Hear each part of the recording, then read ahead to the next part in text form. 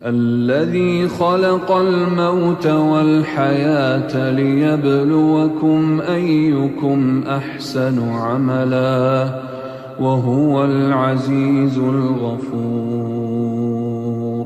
ایک نوجوان ہمارا تبلیغی دوست گلاسگو میں رہتا تھا، وہ بیمار ہو کے ہاسپٹل گیا ہے، تو اس کی جو اٹینڈنٹ نرس تھی اس نے 3-4 دن کے بعد کہا کہ آپ مجھ سے شادی کریں گے؟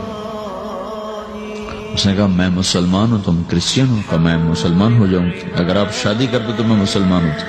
اس نے کہا تم کس وجہ سے مجھے یہ پیشکش کر رہے ہو؟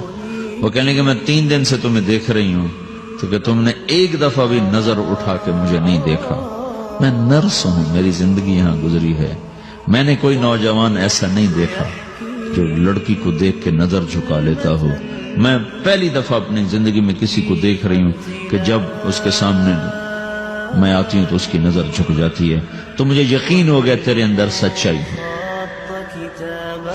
تو مسلمان ہو گئے۔ اس نے آگے کتنی بچیوں کو مسلمان کیا۔ پھر اشفاق احمد صاحب مرحوم تھے، یہ ڈرامہ رائٹر، ان سے اچھی سلام دعا تھی میری، تو ایک دن مجھ سے کہنے لگے کہ میں تبلیغ کے کام سے متاثر ہوا ہوں انگلینڈ جا کر، پاکستان میں نہیں، انگلینڈ جا کر۔ تو میں ایڈنبرا میں پارک میں بیٹھا تھا، میری بیوی میرے ساتھ بیٹھی تھی، تو ایک جماعت آئی، انہوں نے آ کر اذان دی مغرب کی اور نماز پڑھی۔ نماز کے بعد 13-14 لڑکیاں بھاگ کے آگے آئیں ان سے بات کرنے کے لیے، تو میں نے بیوی سے کہا آؤ سنو یہ کیا کہنے کہتے ہیں، تو کہا ہم دونوں بھی پہنچے، تو جس نے جماعت کرائی تھی اس کو ایک لڑکی آگے بڑھ کے کہتی آپ کو انگلش آتی؟ کہی آتی ہے۔ کہی آپ نے کیا کیا ہے؟ کہی ہم نے اپنی عبادت کی۔ تو لڑکی کہنے لگی آج تو اتوار نہیں ہے، تو اس نوجوان نے کہا کہ جی ہم دن میں 5 دفعہ کرتے ہیں، صرف اتوار کو نہیں، روزانہ 5 دفعہ۔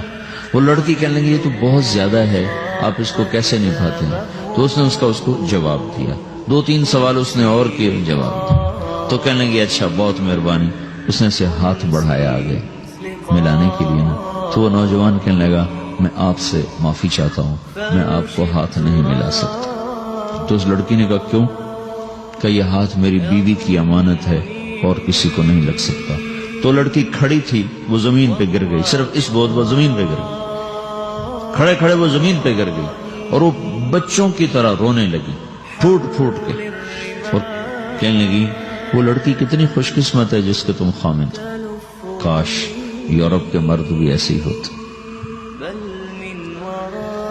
جس رب نے نفسیات بنائی ہے وہ اگر کوئی عورت کپڑے اتار دے تو اس کی نفسیات بدل جائے گی، چاہے وہ مغرب میں پیدا ہو چاہے وہ مشرق میں پیدا ہو۔ عورت کی نفسیاتی حیا ہے اور وفا ہے، کسی وفادار کی تلاش ہے، تو وہ اس کو پتہ بھی نہیں ہے کہ مشرق کا حیا کیا ہے، لیکن وہ اس کو اللہ نے عورت بنایا ہے، اس کے اندر کی وہ نہیں مر سکتی چیز۔ کاش یورپ کے مرد بھی ایسے ہوتے۔ اور آنسو پوچھتی ہوئی وہاں سے اٹھ کے چل دی۔ تو اشفاق صاحب مرحوم کہنے لگے میں نے اپنی بیوی سے کہا بانو آج وہ تبلیغ ہوئی ہے کہ لاکھوں کتابیں بھی چھپ جاتی، وہ کام نہ ہوتا جو یہ نوجوان اپنے عمل سے کر گئے۔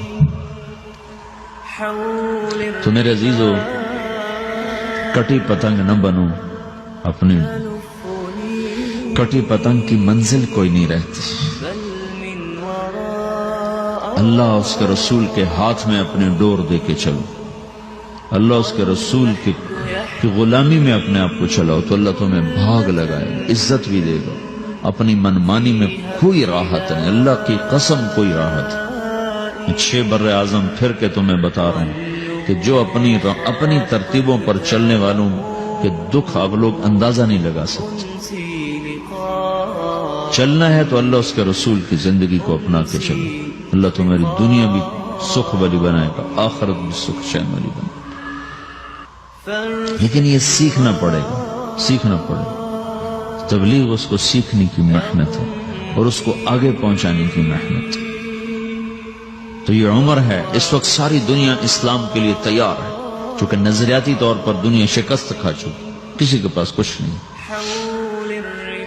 تو ہمارے پاس ایک ایسا خوبصورت نظریہ ہے کہ جو ان کو بڑی تیزی سے اپنی طرف کھینچ سکتا ہے، اور اللہ کا احسان ہے کہ تیزی کے ساتھ نسلوں کا رخ اللہ کی طرف ہو رہا ہے. تھوڑی ہمت کرو، چھٹیوں کا وقت تبلیغ میں دو، باقی وقت اپنی تعلیم کو دو. گھر جاؤ تو ماں باپ کے خادم بن کے رہو، نوکر بن کے رہو.